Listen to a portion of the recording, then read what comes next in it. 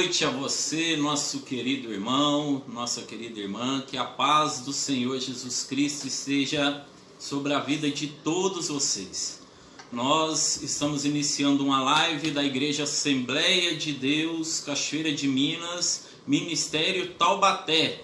Nosso culto de missões, hoje um culto especial, pois no culto de hoje estaremos entrevistando o nosso pastor Roberval. Você que é do nosso ministério, que você que não é do nosso ministério, você que pela primeira vez está assistindo uma live aqui da Assembleia de Deus Cachoeira de Minas, você vai ter a oportunidade de assistir uma entrevista com um pastor, um homem abençoado, um homem de Deus, o homem que Deus colocou nessa cidade para guiar o povo de Deus. Então, que você aproveite este momento, preste bastante atenção, porque o nosso pastor ele tem bastante experiência, ele tem bastante histórias que agreguem na nossa vida, queridos. Nós vamos fazer uma oração nesse momento e logo após a oração estaremos louvando a Deus com as nossas cantoras. Queria estar solicitando a nossa irmã Dilma que estivesse fazendo essa oração e logo após a oração o louvor com as irmãs. Aleluia, oremos. Pai, sou grato a Ti por essa oportunidade que o Senhor tem dado para nós mais uma vez nos reunirmos para prestar o nosso culto a Ti.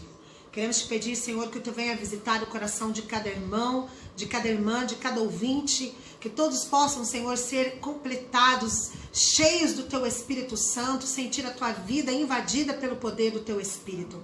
Fala conosco e aqui estamos, fala com aqueles que estão em casa, usa, Senhor, a cada um de nós para levar a Tua palavra. Nós somos gratos a Ti por esta noite, em nome de Jesus. Amém.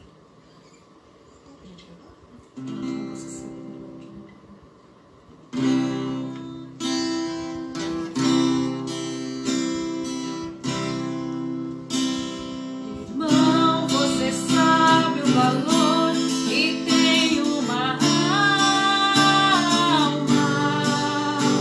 Nem todos os recursos humanos poderiam pagar. Dinheiro, a prata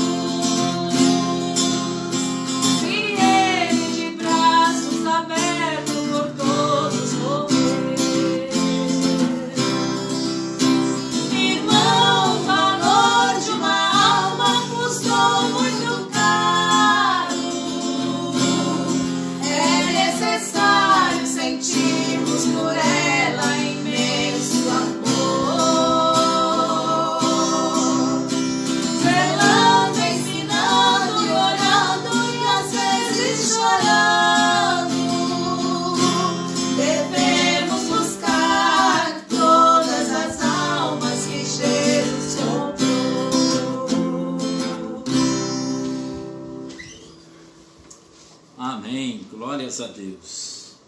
Queridos, eu quero ler com vocês um texto que se encontra em Atos dos Apóstolos, no capítulo 4. Vamos ler os versículos 11 e 12. Diz assim a palavra de Deus: Este Jesus é pedra rejeitada por vós, os construtores, a qual se tornou a pedra angular. E não há salvação em nenhum outro, porque abaixo do céu não existe nenhum outro nome dado entre os homens, pelo qual importa que sejamos. Apenas esses 2 versículos para meditação dos irmãos. Antes de começarmos a nossa entrevista com o pastor Roberval, queria pedir a você que estivesse compartilhando essa live com seus amigos, com seus irmãos. Compartilhe a live, pode colocar pedidos de oração. Você que ainda não conhece a Cristo e quer aceitar a Jesus hoje, coloque seu nome nos comentários. Nós estaremos orando pela sua vida. Eu gostaria de apresentar a vocês o CD da Cassiane e do Jairinho, que estará sendo sorteado na noite de hoje, tá? Um CD abençoado da Cassiane e Jairinho, doação do pastor Jairo, né? Nosso pastor da Assembleia de Deus ali em Conceição dos Ouros. Então compartilhe a live, fique atento ao que vai acontecer aqui nessa entrevista, pois nós estaremos perguntando a vocês algo que aconteceu durante a live. Então fique bastante atento, compartilhe, que você pode ganhar esse CD maravilhoso. Mas vamos começar, né, a nossa entrevista hoje com o nosso pastor Roberval. Queria que o pastor nesse momento estivesse se apresentando, né, apresentando-se com o nome completo dele, né, também com o nome de sua esposa, quantos filhos ele tem, para que quem não conhece o pastor possa estar se inteirando, né, da vida do nosso pastor Roberval. Boa noite, pastor. A paz do Senhor Jesus. Boa noite, irmão Luiz. A paz do Senhor. Para mim é um prazer estar aqui participando dessa entrevista, né, desse culto de missões. Bom, eu me chamo Roberval Severino da Silva, sou casado com a missionária Márcia Alves da Silva, sou pai de 3 lindos filhos, né? O primogênito chama-se Isaac Alves da Silva, aí eu tenho a Thalita Alves da Silva e a Patrícia, que é a raspa do tacho, né? Patrícia Alves da Silva. Essa é a minha família. Maravilha, pastor. Queríamos que o senhor contasse para nós, né, um pouco sobre a sua infância, pastor. A sua história, né, a história de seu pai, de sua mãe, quantos irmãos o senhor tem, as dificuldades encontradas na infância, né? A gente sabe que os tempos eram outros, né? Embora o pastor seja jovem ainda, né? Mas os tempos eram muito mais difíceis que agora, né? Então aquilo que o senhor lembra da sua infância, que pudesse estar compartilhando conosco. Obrigado pelo jovem, fiquei muito feliz, né? Queridos, a minha infância foi uma infância muito boa. Eu não posso reclamar da minha infância. Sou filho de um homem chamado Antônio Severino da Silva, meu pai, o qual eu amo muito, de paixão, e Maria do Socorro da Silva, o nome da minha mãe, né? Nós somos ali da cidade de Recife, no Pernambuco, e a minha infância, ela foi uma infância assim na igreja. Quando eu nasci, meus pais já eram todos evangélicos, né? Meu pai já era obreiro da Assembleia de Deus ali, em Joaboatão dos Guararapes, do estado de Pernambuco. E a minha infância foi uma infância assim, que eu tenho saudade, né? Eu participei do grupo das crianças, participei do grupo dos adolescentes, do grupo de jovens. Eu fui criado em uma época que a Assembleia de Deus era muito rígida, né? E eu sou muito grato a Deus por fazer parte da história das Assembleias de Deus já há quase 46 anos. Então a minha infância, foi uma infância assim, muito boa. Eu tenho recordações, né? Eu fui batizado com o Espírito Santo quando criança, quando eu tinha apenas 8 anos de idade. Que bênção. Jesus me selou com o Espírito Santo e com fogo, né? Fiquei 3 dias, segundo, eu não lembro, mas segundo meus pais, 3 dias falando em línguas, né? Tinha noite que acordava até os vizinhos. Foi uma experiência assim muito especial. E falando assim dos meus pais, né? A gente veio de uma família muito humilde, graças a Deus, mas pais muito trabalhador. Meu pai, ele era operador de roque, uma máquina chamada roque, que fura pedra, né, em pedreira. Minha mãe, costureira, né? E meu pai trabalhava fora. Meu pai passava 30 dias fora de casa e minha mãe ficava no comando da família, dos filhos. Nós somos em 5 irmãos, né? Éramos em 9, morreu 4, ficou 5, né? Tenho 2 irmãos que moram em São Paulo e tenho 2 irmãs que moram em Recife.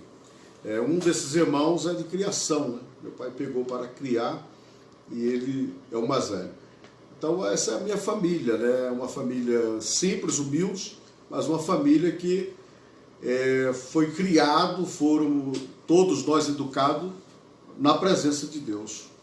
Que bênção, hein, pastor?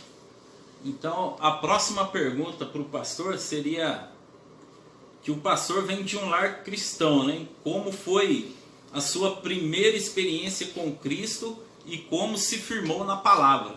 Como o pastor já antecipou que com 8 anos de idade foi batizado no Espírito Santo, né? Então, queria saber, né, como que era a rotina do pastor, que a gente sabe que os pais puxavam os filhos para a igreja mesmo naquele tempo, né?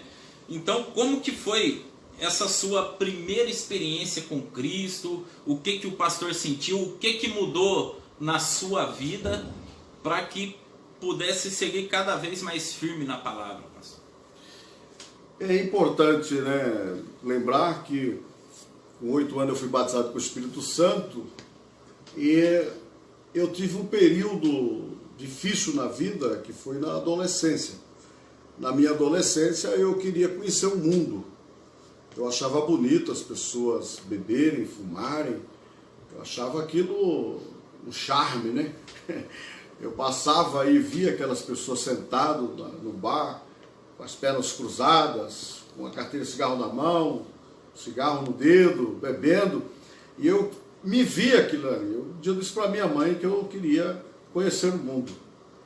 E acredite, irmão Luiz, que eu fiquei 8 meses na minha adolescência fora da igreja. 8 meses foi o suficiente para não querer mais sair da presença de Deus. Em 8 meses que eu fiquei no mundo, passei a dar lugar para o inimigo. E só que a minha mãe, ela era uma mulher, né? Graças a Deus meus pais estão vivos. É uma mulher de oração e ela não desistiu de orar por mim. Ela continuou orando por mim. Meu pai orava, meu pai era um pouquinho mais duro, mas orava por mim. Né? A igreja, né? Toda a igreja sempre orava. E eu tive uma experiência muito grande. Eu estava um dia sentado à mesa de um bar junto com os amigos entre aspas, né? E passou um rapaz dirigindo um carro e ele parou o carro de repente e voltou de ré, deu sinal que era para mim conversar comigo, e eu fui até esse rapaz e ele me fez uma pergunta, onde é que ficava a igreja tal, e eu expliquei para ele, no caso ele perguntou para mim, onde é que fica a igreja da Rua 50, era um bairro da UR11, né, da UR6 tem lá perto, o UR11 colado. Aí eu fui falar para ele, ele falou assim, olha, na realidade eu sei onde fica a igreja, eu só usei esse pretexto para chamar você, porque Deus manda te dizer que Ele está te dando um grande livramento e é para você sair agora e voltar para a sua presença. E eu olhei para ele e não dei muita credibilidade não. Voltei lá com os amigos e os amigos perguntou o que era, o que foi que aconteceu. Porque o meu semblante mudou, né? Eu voltei com outro semblante. Eu sentei, quando eu sentei ali de volta, eu fiquei, não consegui mais enturmar com o pessoal. E o coração acelerou. Eu lembro que eu pedi licença para os amigos, falou, eu vou em casa, já volto. E saí correndo para casa. Eu lembro que quando eu entrei em casa, eu entrei no muro, né, no quintal de casa, a gente ouviu o barulho de balas, né? E uma gritaria, um corre-corre, e a notícia chegou. E tinha vizinho que tinha passado naquele local, tinha visto eu lá, e correu para a casa dos meus pais, perguntando onde que está o seu filho, né? Porque eles tinham me visto lá. E fui justamente naquele bar onde eu estava, todos que estavam sentados, né, naquela mesa, foram assassinados. Então, eu tenho uma experiência muito grande nessa área, mas mesmo assim, eu ainda resisti um pouco, não quis voltar para a casa do Senhor, fiquei um pouco, até que um dia eu tive uma experiência difícil, uma experiência muito dura, foi quando eu estava na casa de um amigo em outro bairro, e a gente estava bebendo, isso tudo na minha adolescência, a gente estava bebendo, e de repente, o pessoal não me chamava pelo meu nome, me chamava de irmão. Ô irmão, ninguém conhecia o Roberval, era o irmão. Então, de repente, uma senhora que estava no meio bebendo, a senhora de estatura baixa, ela falava bem fininho, de repente ela começou a falar grosso e olhar de um jeito diferente assim para mim. E na expressão que saía da boca daquela senhora, o espírito, né, um espírito se apoderou daquela mulher, e aquele espírito se identificou como o tal do Zé Pilintra, né? E aí aquele espírito perguntou para mim, e aí você vai decidir a quem você quer servir de verdade? Você quer servir a mim ou o cara lá de cima? Foi essa expressão. Nessa hora eu assustei. E saí correndo, e acredito, acho que eu estou correndo até hoje, porque eu nunca tinha visto isso acontecer. E eu saí correndo, desesperado, no meio do caminho, né? No meio do caminho eu senti uma dor tão grande assim no braço, na perna, e eu não conseguia andar. Eu caí no chão e fiquei lá, clamando a Deus, Deus tenha misericórdia, me socorre, tenha misericórdia da minha vida. E de repente parou um ônibus, e o motorista era conhecido, e ele falou assim, ô irmão, entra aí, tá indo para casa? Eu falei, tô. Foi uma providência de Deus, e eu consegui ir até a minha casa. Aí depois de uma semana eu voltei a esta casa, e quando cheguei lá, o pessoal perguntou para mim, olha, o que aconteceu com você? Aí eu falei, não aconteceu nada comigo, eu estou aqui. Ele falou, não, porque o Espírito falou aqui que ia quebrar sua perna, ia quebrar o seu braço. A dor que eu senti, ele queria, né? Ele queria quebrar mesmo a minha perna, meu braço, e graças a Deus, naquele dia eu cheguei em casa, eu dobrei meus joelhos no meu quarto, e orei a Deus. A minha mãe até assustou, porque eu comecei a chorar muito, e eu fiz um voto com Deus ali, eu disse, Deus, nunca mais eu te largo, nunca mais eu saio da tua presença. Meu pai, ele teve um cuidado muito grande, meus pais, de nos ensinar o caminho da oração. Sim. Meu pai, minha mãe, por exemplo, lá em Pernambuco, lá em Recife, tem o círculo de oração que começa às 8 horas da manhã e vai até 5 da tarde, sem parar. E eu lembro como hoje era toda terça-feira, tem até hoje o círculo de oração. Quando eu vou em Recife, tenho oportunidade, eu sempre vou lá visitar, né, essa igreja onde eu fui criado, que é no bairro do Zumbi do Pacheco, é ali no bairro do Ibura, né? Pertence ao Ibura.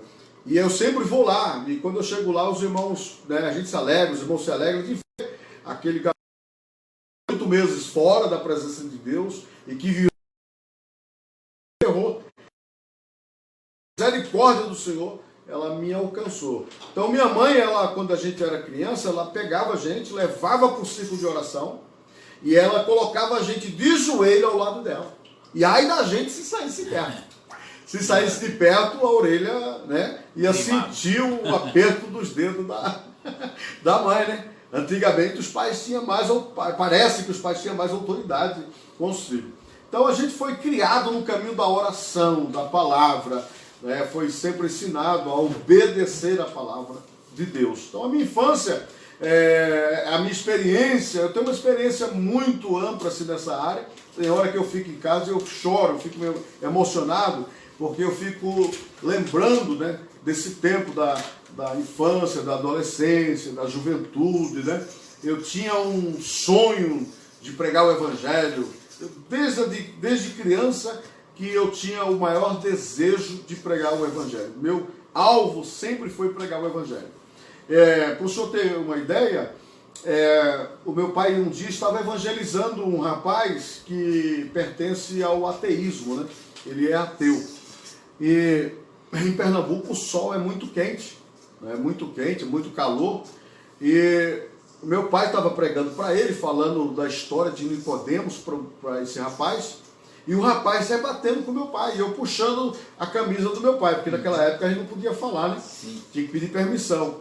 E aí meu pai mandando ficar quieto, e o rapaz viu, não, deixa ele falar, talvez ele queira falar alguma coisa importante para o senhor, né? Talvez ele queira ir no banheiro e tal.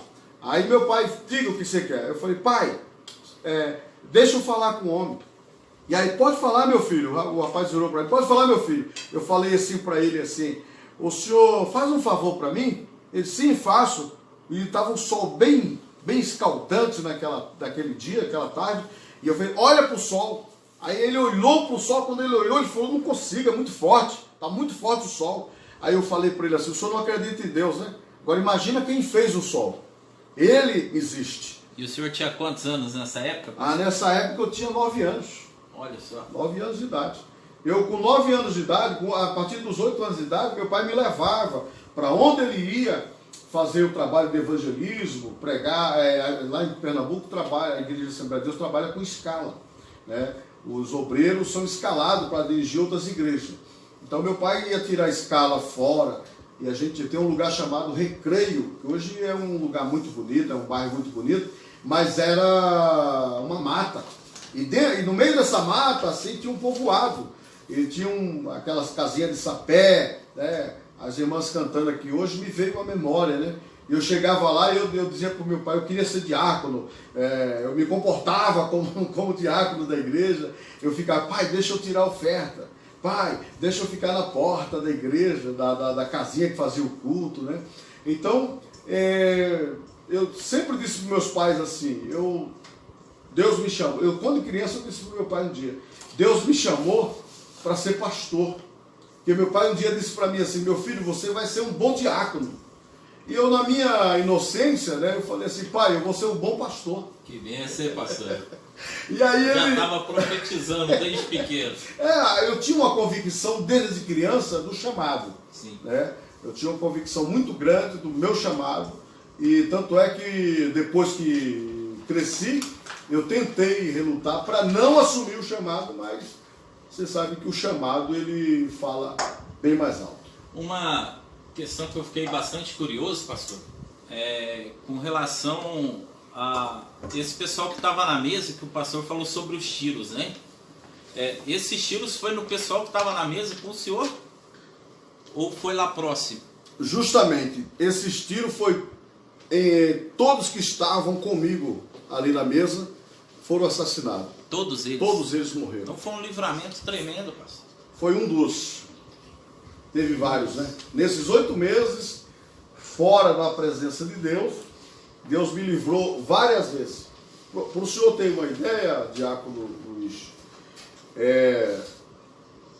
uma terça-feira, como eu falei que era o ciclo de oração na terça, eu estava em casa e me deu uma vontade de ir no ciclo de oração. Ardeu no coração a vontade. Eu não tinha voltado ainda para a igreja. Sim. A minha mãe estava no ciclo de oração. E eu fui lá no ciclo de oração. Mas eu não entrei na igreja, eu fiquei pelo vitrô, brechando, né? Ali, olhando. E tinha um sargento, né?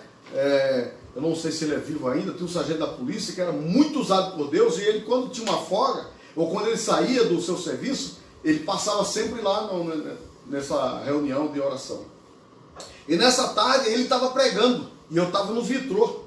E eu lembro que Deus tomou ele não me conhecia, né? Sim. E Deus tomou ele, e ele se dirigiu até a minha mãe, e disse para minha mãe assim: eu tenho colhido as tuas lágrimas, e eu vou ter um encontro com aquele que tem te dado trabalho. Essa expressão que ele usou. Eu fechei o vitrô e corri para casa também, porque eu sabia que quando Deus fala, o negócio é sério. Entendeu? Então eu voltei para casa e fiquei. Minha mãe chegou em casa e eu queria conversar com ela sobre essa situação. Eu até puxei o assunto com ela e ela não quis falar. Sim. Ela ficou na dela, quietinha. Viu? Então a minha mãe foi uma mulher muito sábia. Ela me aconselhava. Tinha um dia também que batia, né? Eu fui criado entre tapas e beijos. Eu fui criado naquela época, os pais usavam mais a vara, né? Sim. E tinha dia que era 2 surras, né? Tinha dia que era uma de manhã com ela, e quando o pai chegava eu ia reclamar, ele, você está reclamando, e apanhava de novo. Não era para reclamar. Né? Então, assim, eu sempre fui um menino assim com muita energia, muita saúde. Quando eu for lá em Pernambuco, lá visitar os amigos, né? Aí meus filhos, quando chegam lá, eles começam a falar de mim para eles, né? É certo que eles exageram um pouquinho, né? Eles exageram um pouquinho, mas eles contam, né, a situação como que era, né? E eu fico até sem graça, né? Porque eu fico, mas eu não lembro dessas coisas, sabe? Será que era eu mesmo, né? Mas voltando aqui à experiência, essa experiência do livramento é um dos livramentos, né? E lá no bairro, quando eu estava afastado, tinha um lugar chamado Inferninho. Sim. Olha o nome do lugar. Era uma discoteca, uma danceteria, por nome de Inferninho.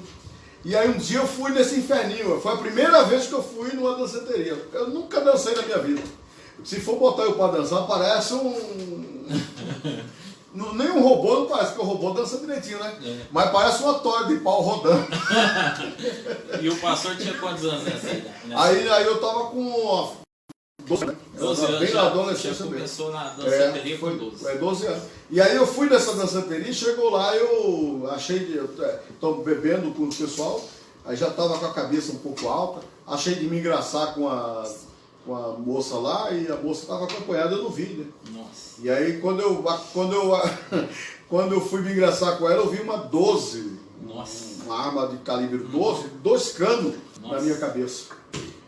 E aí nessa hora a gente lembra da mãe, do pai, de Deus, né? Cramos sangue. E aí o rapaz falou, vai embora, aqui não é seu lugar não. E aí eu fui embora, né? Então esse foi o primeiro livramento. O segundo livramento foi esse que eu estava na mesa de bar, né, com os amigos, bebendo. Então Deus é muito bom, Deus foi muito bom comigo, sempre cuidou de mim.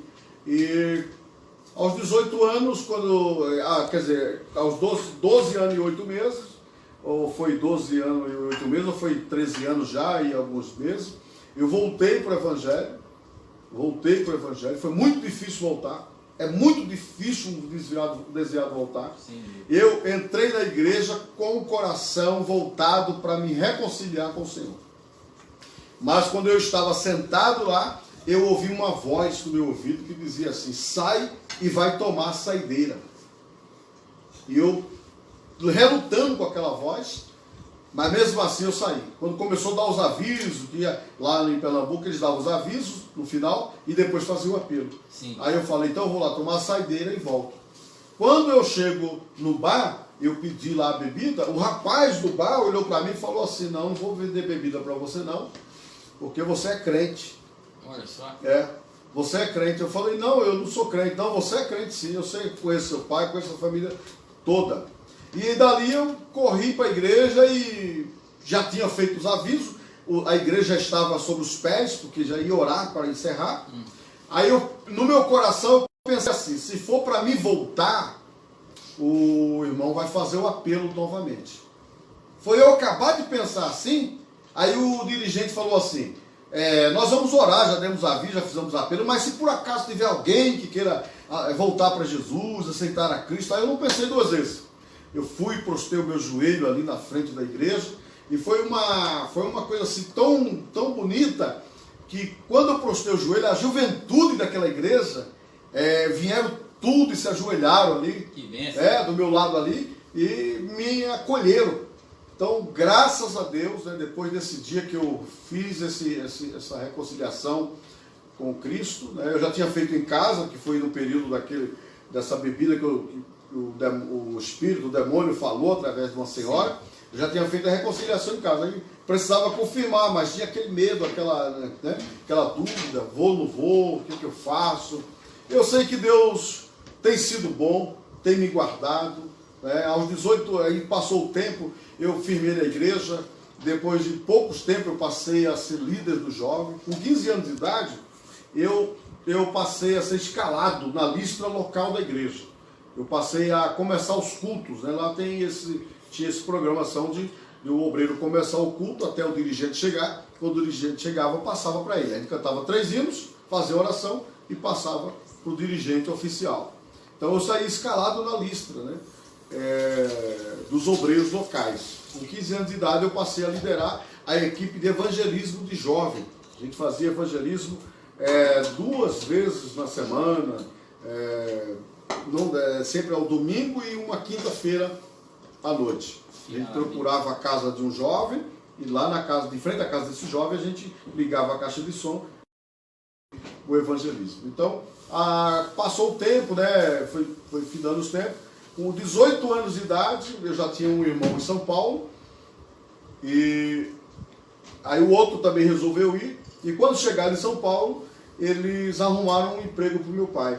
Meu pai estava desempregado, colocaram meu pai para trabalhar em uma chácara, para tomar conta de chácara. Ser caseiro, né?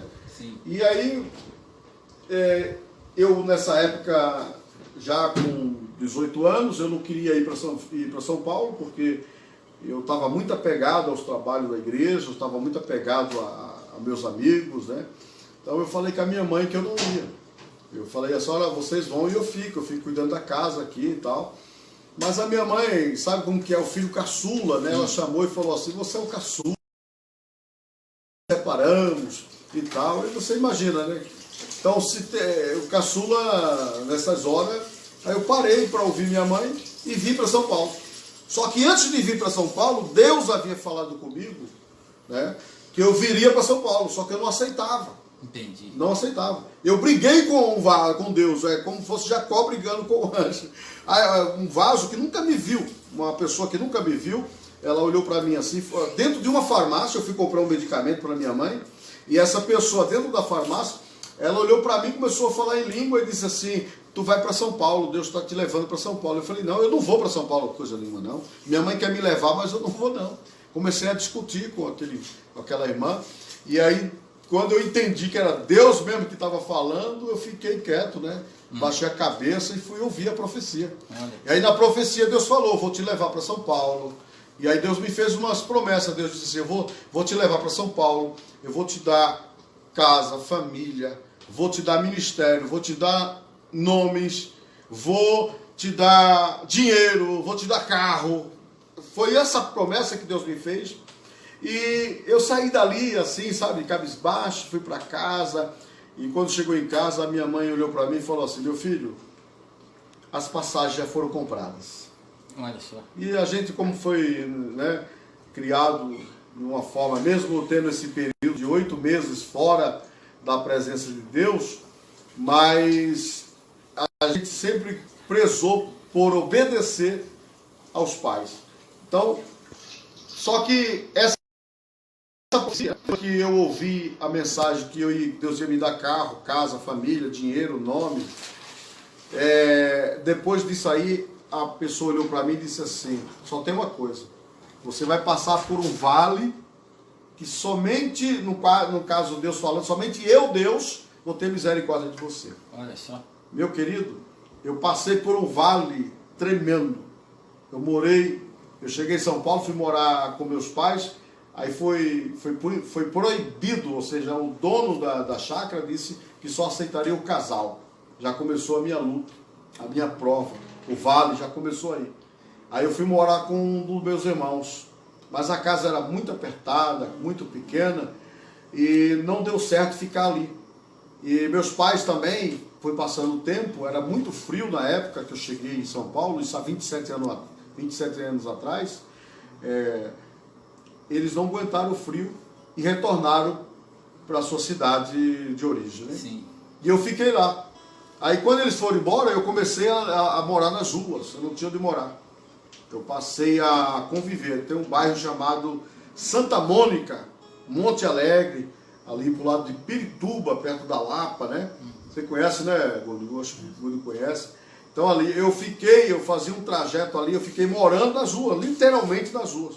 É uma experiência árdua. Foi um vale realmente que Deus tinha falado. Eu pensei que eu ia chegar em São Paulo, eu ia achar dinheiro na rua, né? Deus falou que ia me dar dinheiro, Deus falou que ia me dar casa, que ia me dar família. Então eu fiquei feliz. Mas quando falou do vale, que eu pensei assim, eu vou ser provado, mas Deus vai me abençoar, Deus vai me dar condições, que nada. Primeiro eu fui pro vale.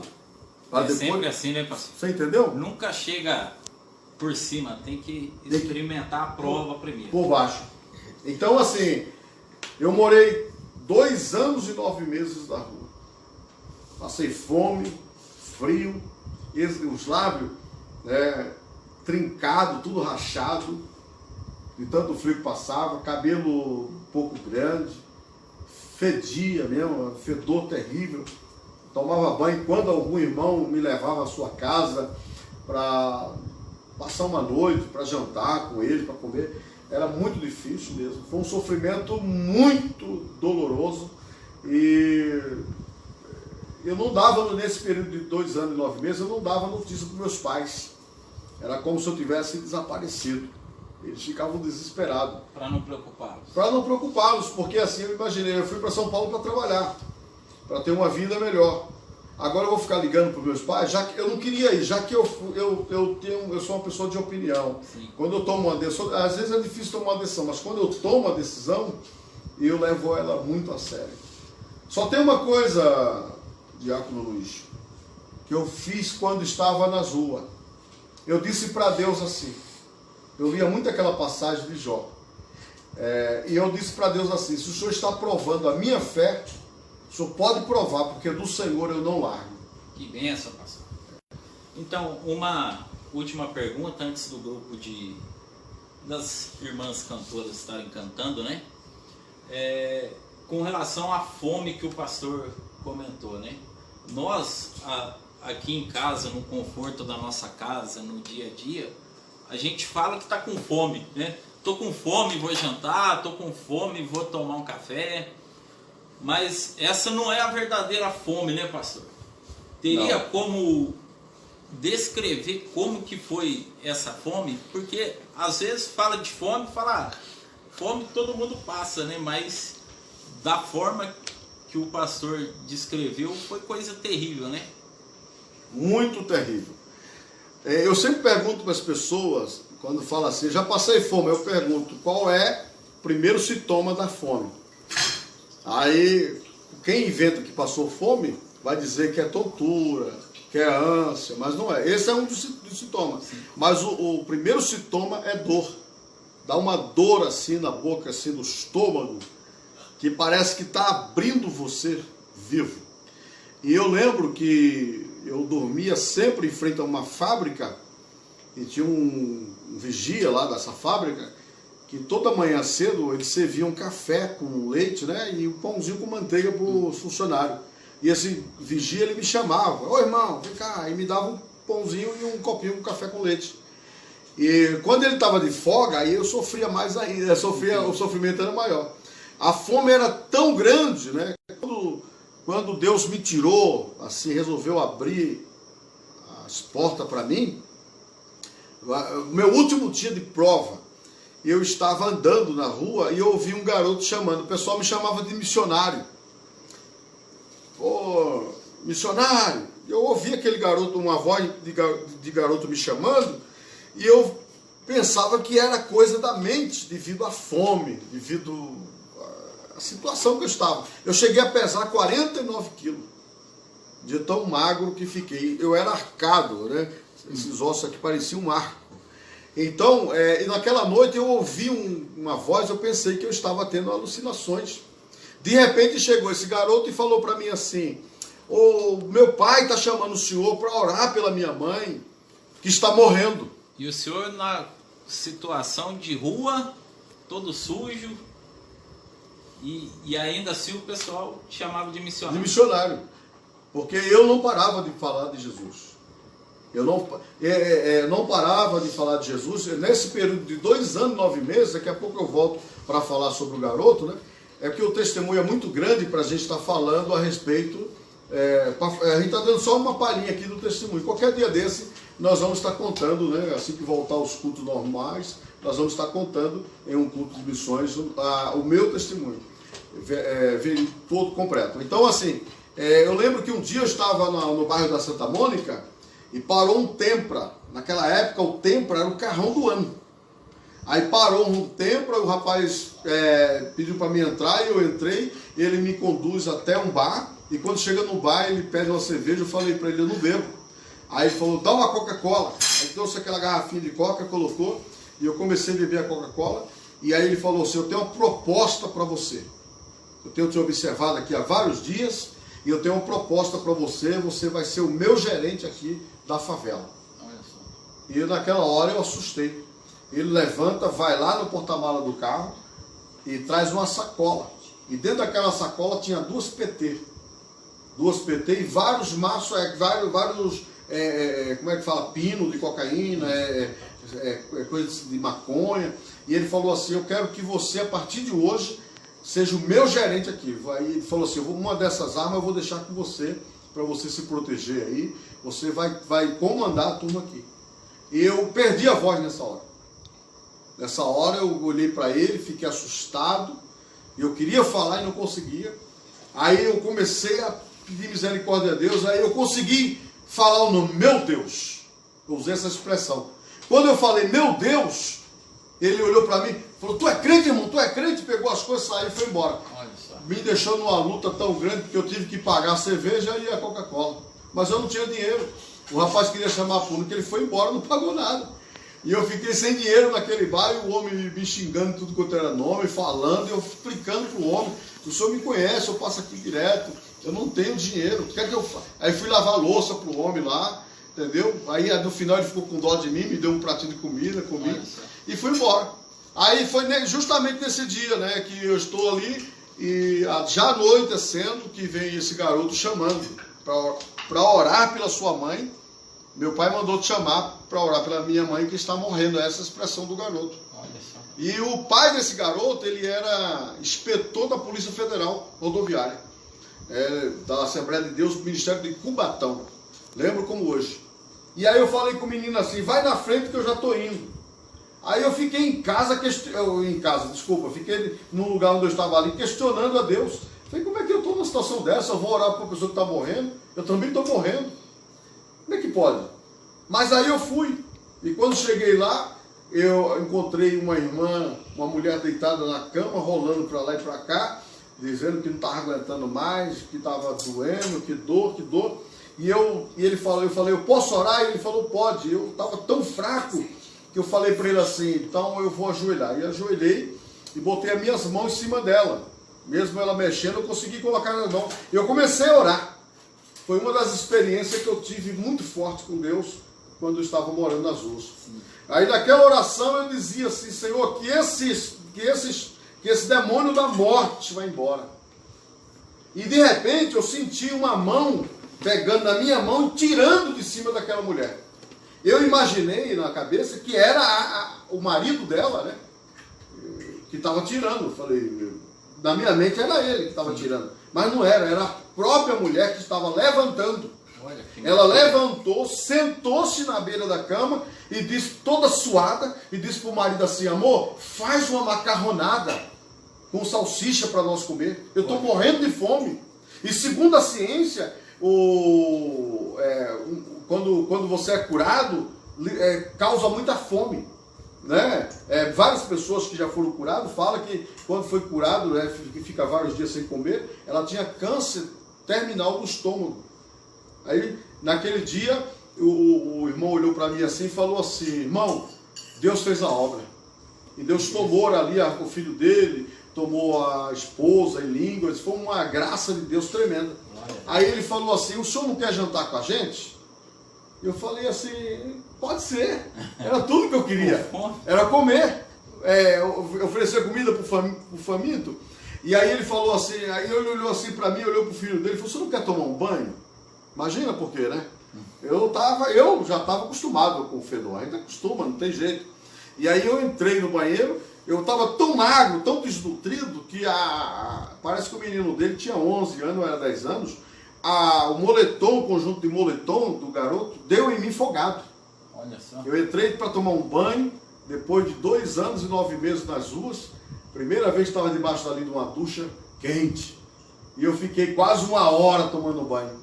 Você não imagina a água que escorria, aquela cor preta, de tanta sujeira, né? E eu saí dali, tomado banho, e ele falou, vamos comer. Pediu para mim orar, orei.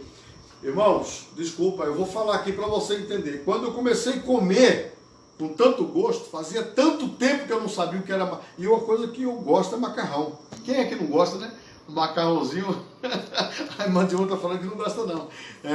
Então, assim, mas eu gosto do macarrão. Hoje eu evito, eu não como, mas eu gosto. E aí eu fui com tanta fome, tanta sede para comer, e como eu comecei a comer, irmãos do céu, voltou tudo. O meu estômago já não aceitava mais. Passei um vexame terrível. Aí fui no banheiro, eu tomei outro banho, e aí ele falou para mim assim, você mora onde? Eu falei, eu moro por aí mesmo, por aqui mesmo. Você não quer dormir aqui? Olha que bênção. Foi ali que Deus começou a abrir as portas. Aí eu dormi na cama do filho dele, fazia tanto tempo que eu não sabia o que era uma cama, deitei naquela cama macia e dormi à noite. Eu acordei no outro dia, 10 horas da manhã, ele já tinha saído para trabalhar. Aí o filho dele falou, meu pai foi trabalhar, minha mãe está aí, e meu pai falou, se eu ficasse à vontade, tem café para você tomar.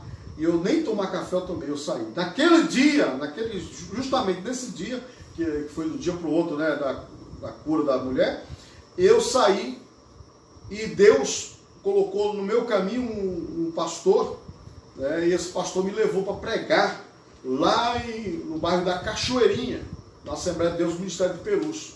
Eu acabei de pregar à noite lá nessa igreja, um irmão que estava lá, ele era representante de uma empresa chamada Espartan, e ele me chamou, me convidou a ser sócio da empresa dele.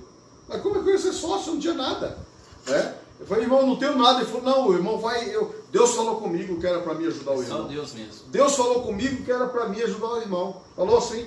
Então, assim, esse rapaz, ele tinha 16 funcionários que trabalhavam para ele. E aí chegou lá e me apresentou como gerente dele. Falou, esse aqui agora vai ser o meu gerente. Olha que benção. Do nada, assim, do nada.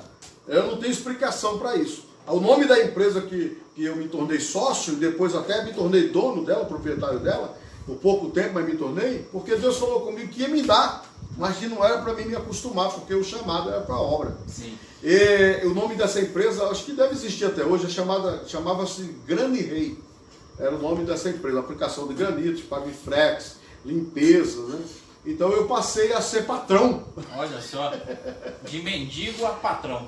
De morador de rua a patrão, a gerente de uma empresa. Depois eu me tornei o dono daquela empresa. O negócio ficou tão bom, Deus começou a largar as portas, e eu comecei a investir em dólar. Eu comprava dólar. Comecei a comprar dólar para guardar, entendeu? E só que assim, Deus falava comigo, não se acostume. Agora eu pergunto, quem é que não se acostuma com dinheiro? Com luxo. Com conforto, não é verdade? E lembro como hoje o pastor Paulo Freire, que é pastor presidente das Assembleias de Deus do Belém aqui de Campinas, né, do estado de São Paulo, filho do pastor José Wellington Bezerra da Costa, ele me chamou para trabalhar com ele. E eu dizia para ele assim, arruma um obreiro aí que eu pago o salário dele. Aí um dia ele me chamava no Belém de Fininho. Meu apelido no Belém era Fininho pelo meu porte físico, né? Era magrinho. Aí ele falou para mim assim um dia assim, Fininho, eu já era evangelista nessa época, você abre os seus olhos, porque Deus, ele tem um chamado na sua vida. E você está aí se esbaldando, está aí, né? Usando tudo aquilo que você pode usar de conforto, está esquecendo do verdadeiro chamado que Deus tem na sua vida. E foi indo, para concluir essa parte aqui, eu sei que depois desse conselho que ele me deu, Deus começou a fechar as portas. Eu comecei a perder as coisas. Os funcionários, 2 funcionários colocou na justiça.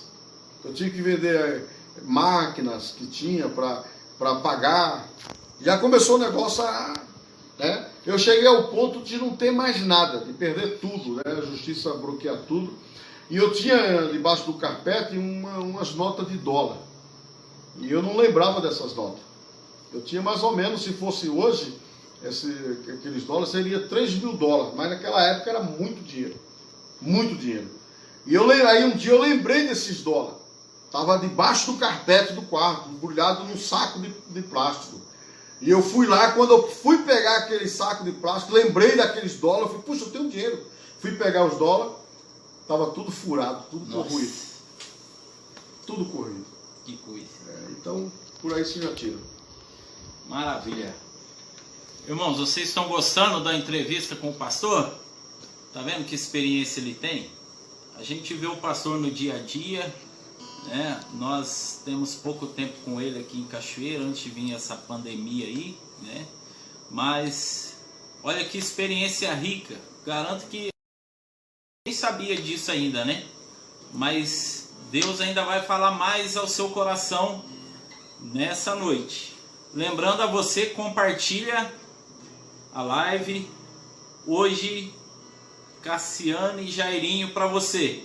Tá prestando bastante atenção na live? Tá ouvindo tudo que o pastor está dizendo? Se prepara que a pergunta vai ser sobre a entrevista, tá, queridos? Vamos ouvir as nossas cantoras louvando a Deus nesse momento.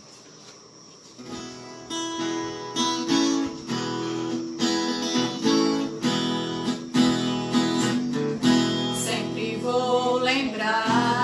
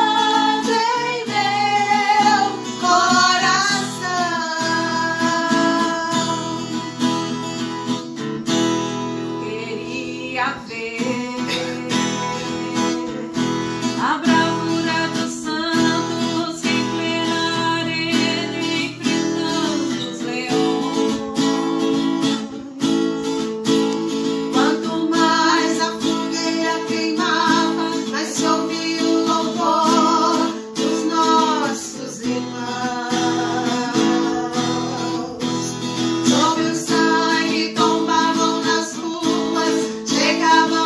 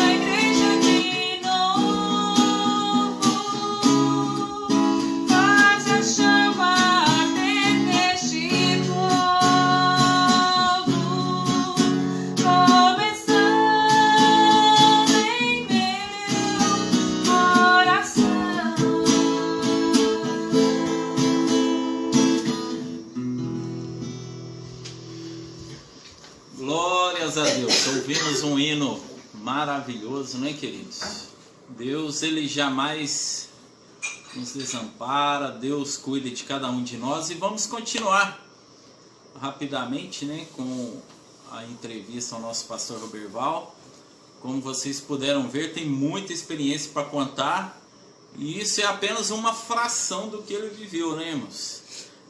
Eu queria já, começando a terceira pergunta, né, pastor?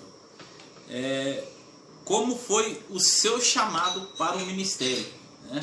O senhor disse que tinha isso no coração desde pequeno, né, que já sentia no coração, mas como se deu esse chamado, né? Chegou alguém dizendo para o pastor, como o pastor já disse, né, que seria ministro do evangelho, que seria pastor, mas como que isso aconteceu, pastor? Então, só voltando aqui um pouco, né, na parte anterior, eu não estou falando aqui da parte do conhecimento da esposa, né, porque senão vai levar muito tempo. Sim. Né? Se a gente for dar o testemunho aqui, vai ficar muito cansativo. Tem a parte da esposa, que também foi um canal de bênção que Deus mandou para a minha vida, bem na época da maior dificuldade. Ela foi uma pessoa que teve muita coragem. As pessoas, quando chegaram ao conhecimento que a gente estava namorando, né, nós namoramos 3 meses apenas, disseram para ela assim: você é louca, você está namorando com esse vagabundo, o pessoal vivia na rua, né? Então, assim, teve essa história. Mas, quando Deus permitir, na nossa igreja, nós vamos estar contando esse testemunho por completo. Bom, falando do chamado, né? Eu vim para São Paulo, como eu falei para vocês, e fui congregar ali no setor 3 do Belém, que é a sede na Lapa, né? Setor 3, pastoreada pelo saudoso pastor Valdir Dísimo, né? Pastor Valdir, ele foi assassinado, né? Já faz alguns anos, ele foi assassinado, e saindo da sua casa, da garagem, né? Tentaram roubar ele e acabaram matando ele. Era um grande homem de Deus.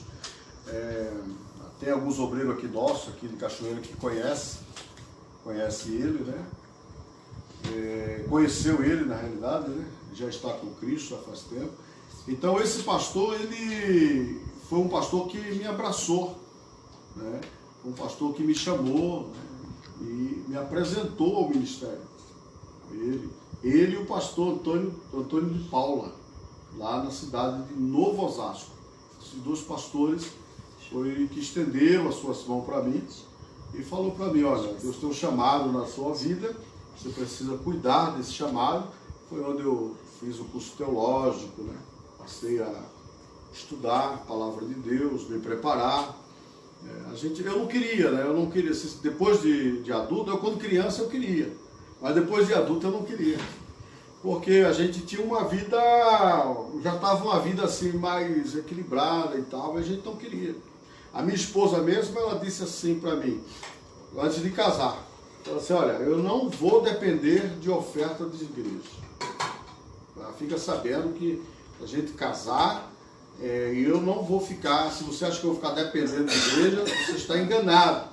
Então, eu falei: não estou falando nada, né? Eu acho que quando Deus, se tiver de acontecer alguma coisa, é Deus que vai colocar no coração, né? E aí, o pastor Valdir, ele, junto com o pastor Antônio de Paula, ele me apresenta ao ministério.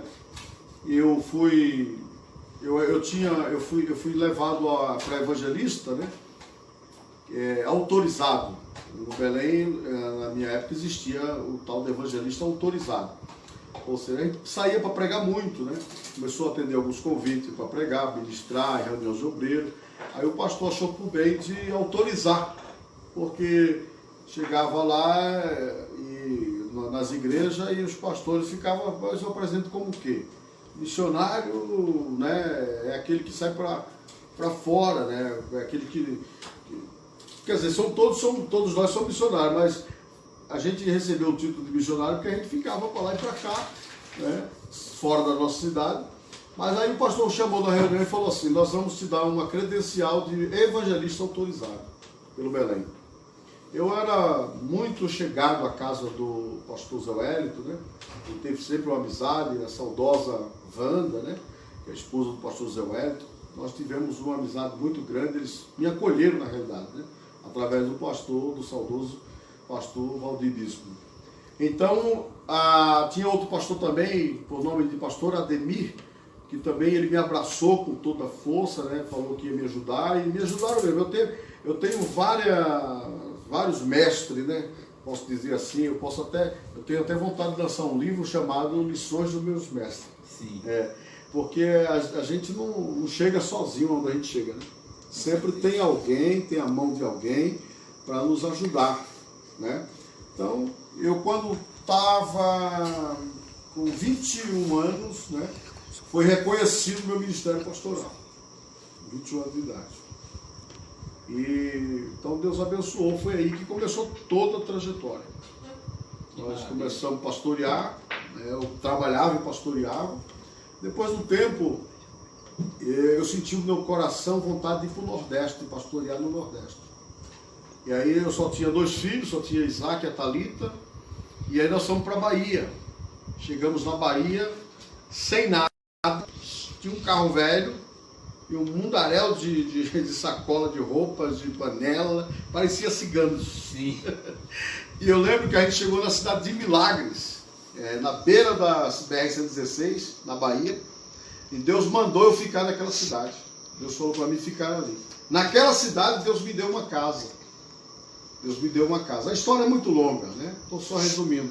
E daquela cidade, eu estava lá em casa um dia na cidade de Milagres, e Deus falou comigo que eu era para mim ficar ali, porque dali ele teria um projeto comigo.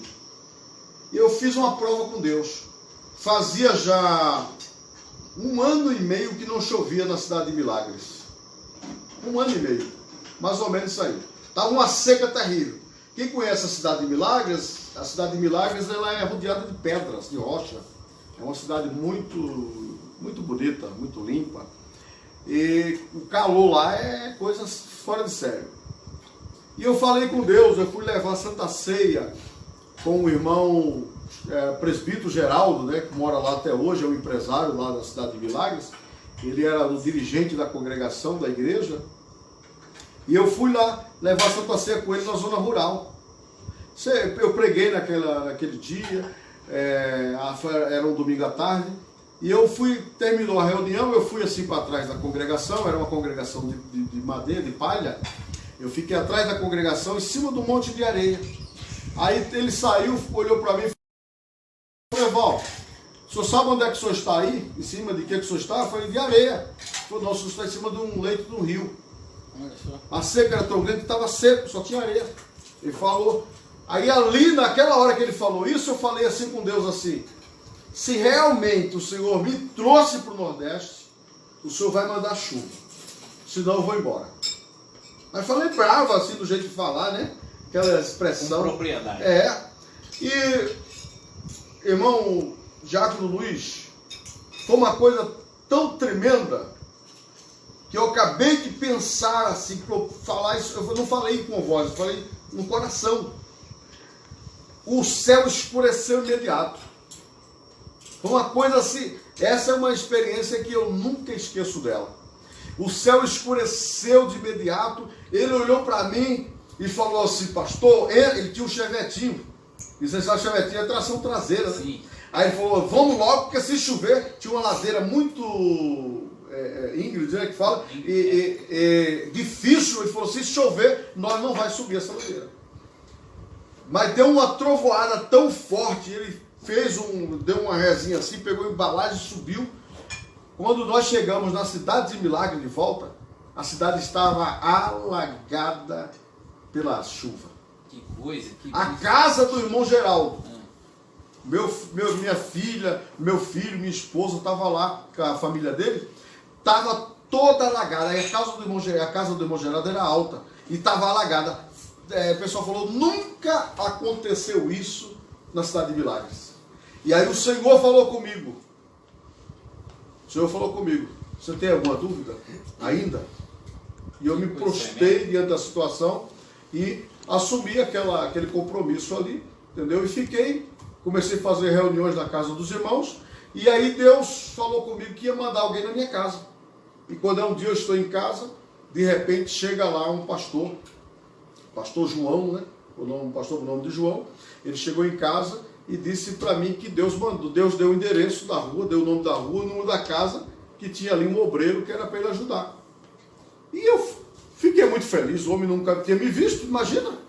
E ele me colocou dentro do carro, me levou para uma cidade que é mais ou menos a 100 quilômetros da cidade que eu estava, por nome de Iaçu, cidade de Iaçu. E nós fomos para a cidade de Iaçu, e acho que foi no ano 99, né? 99, no ano de 99, fomos para a cidade de Iaçu. Quando chegamos na cidade de Iaçu, Deus falou comigo, é aqui que eu quero, é aqui que eu te quero. Eu falei, mas como assim? Aí ele falou assim, olha, tem uma igreja aqui, eu não estou conseguindo pagar o aluguel, eu não estou conseguindo manter a igreja, e eu gostaria que você visse, porque eu quero passar esse trabalho para você. E aí ele passou o trabalho para mim assim do nada, e eu comecei a evangelizar. Ali naquela cidade, da cidade de Iaçu, é onde nasceu a Patrícia, né? Que está filmando aqui. Foi lá onde Deus nos deu ela, né? Foi numa situação muito difícil, ela é um grande milagre de Deus na nossa vida. E fiquei lá por alguns anos na cidade de Iaçu. Começamos a construir um templo lá. Hoje tem uma grande igreja lá, que é a Assembleia de Deus Ministério de Volta Redonda, aqui do Rio de Janeiro, do pastor, que é muito amigo meu, pastor Ailton, né? Então, assim, é muito longo o testemunho, né? Se for contar assim... Então, agora entrou o pastor entrou no assunto da nossa próxima pergunta, pastor. É sobre justamente as suas maiores experiências no ministério, né? Eu não acredito que possa existir uma experiência maior do que essa, né? De um lugar que fica 1 ano e meio sem chuva e de repente alaga tudo, né? É uma grande maravilha, uma grande bênção. Mas queria aproveitar a disposição do pastor, né? E que o pastor pudesse contar mais das experiências do campo, como que veio parar aqui em Cachoeira de Minas, né? Porque olha quanto tempo e veio parar em Cachoeira de Minas, sul de Minas. O pastor nem conhecia a cidade nem por nome, hein? Não. Bom, voltando aqui à cidade de Iaçu, na Bahia, né? A minha esposa ficou grávida da Patrícia, né? Que está filmando aqui. E quando ela ficou grávida, ela adquiriu lá um vírus na sua gravidez que comia o feto. Esse vírus, ele comia o feto e soltava defecava aquele... É mais ou menos assim, eu não sei a linguagem técnica para isso, né? Estou falando aqui no bruto mesmo. E da gravidez, uma das experiências gigantescas também foi na gravidez da Patrícia. Que aí o médico da cidade, né, doutor Carlos, lembro como hoje, ele me chamou, me contou a situação, falou para mim que talvez haveria possibilidade de um tratamento, mas o SUS não cobria. E como eu estava naquela cidade como missionário, né, fazendo um trabalho, não tinha dinheiro, não tinha recurso.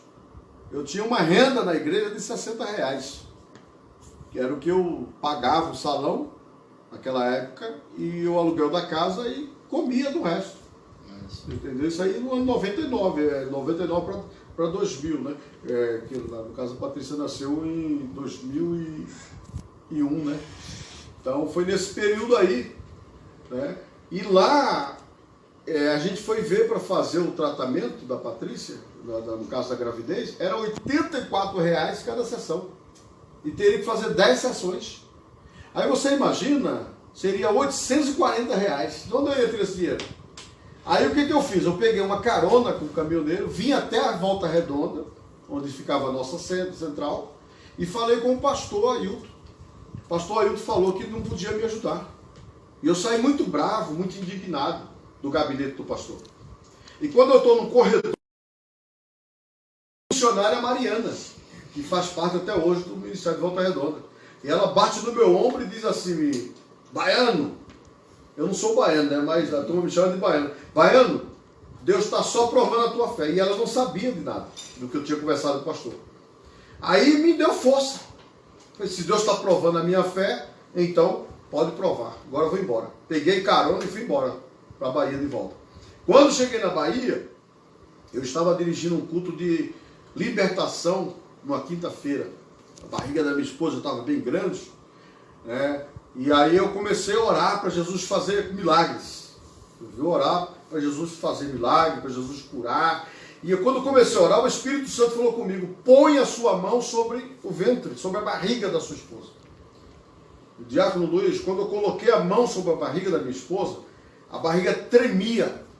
Foi uma coisa anormal. O Espírito de Deus dizia assim: irmã Dilma, ministra a restauração do feto. E a barriga tremia assim. Tem uma irmã por nome de Maria Glorita, né, que me ajudou muito lá. Foi uma mulher que hoje ela mora lá ainda e mora aqui, vem muito aqui para Suzano, São Paulo, com seu filho, é empresário aqui em Suzano. Aí ela disse: pastor do céu, essa mulher vai perder essa criança. E Deus tomou a minha esposa assim num poder tão envolvente, que a minha esposa começou a pular, a marchar dentro da igreja, e a irmã Glorita: pelo amor de Deus, essa mulher vai perder. Eu falei: deixa aí que é Deus trabalhando, Deus fazendo a obra. Glória a Deus. E aí fomos para casa. Eu disse, aí no meio do caminho eu falei para ela assim: amor, que bênção, né? Deus deu vitória para nós. Mas aí ela falou assim: mas Deus usou você, né? Ela queria que fosse uma pessoa de fora, né? Mas às vezes, eu quero falar para você que está aí nos assistindo, às vezes nós queremos que Deus use alguém de fora, né? Para falar conosco, para acontecer um milagre, um sobrenatural. E às vezes Deus quer usar você. Deus quer usar pessoas dentro da tua casa. Ou talvez Deus já esteja usando alguém dentro da tua própria família e você não tenha percebido. Então é bom você estar apercebido essa questão, porque Deus usa os de casa também. Então, essa é uma grande experiência que eu adquiri, porque depois de 9 meses, a Patrícia nasceu. E o negócio estava tão... Deus trabalhou tanto que se fosse para ela, se ela quisesse esperar, dava para ela ter nascido no dia do meu aniversário, que é dia 15 de junho. Falei aqui, era para ela nascer dia 15 de junho, então ela nasceu dia 12 de junho. Então, mas foi o presente dos dias dos namorados, né? Então, nasceu aí, ó, né? Graças a Deus, com toda a saúde, né? Só não cresceu muito, mas nasceu aí com toda a saúde, está aí, graças a Deus, gozando, né, de muita bênção. Então, como eu vim parar aqui na cidade de Cachoeira de Minas? A Bahia, eu fiquei lá alguns anos pastoreando lá. Quantos anos você tinha quando a gente veio da Bahia? Você lembra? Eu estou com a Thalita aqui, né? Acho que 11.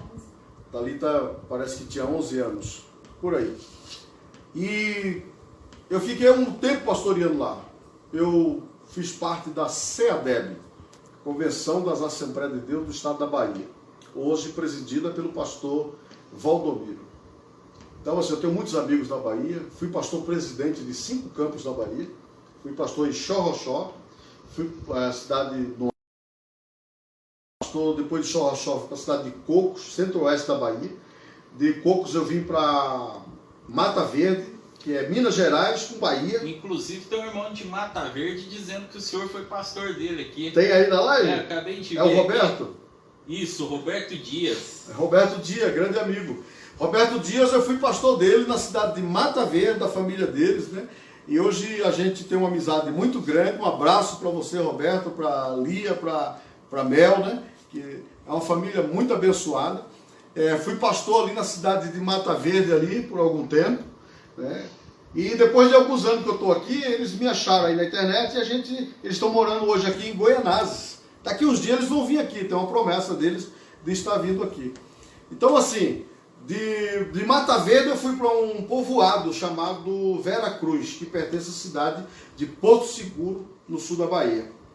Aí de Porto Seguro, a convenção me enviou para um povoado também chamado Itaimbé, cidade de Potiraguá.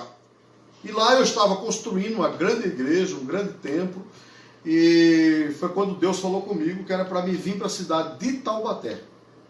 E eu falei: como é que eu vou para a cidade de Taubaté? Né? de que jeito. Eu já conheci o pastor José, saudoso pastor José Ezequiel, a gente, devido convenções, né? A gente já conhecia. Já tinha uma irmã da minha esposa que morava na cidade. E eu fiquei assim, mas como é que eu vou? Vamos pagar aluguel, vamos sofrer? A gente não tinha nada. Minha esposa questionou isso para mim. Mas amor, aqui você está bem, a igreja te dá um salário, você tem casa pastoral, tem um carro da igreja, mas vai para lá.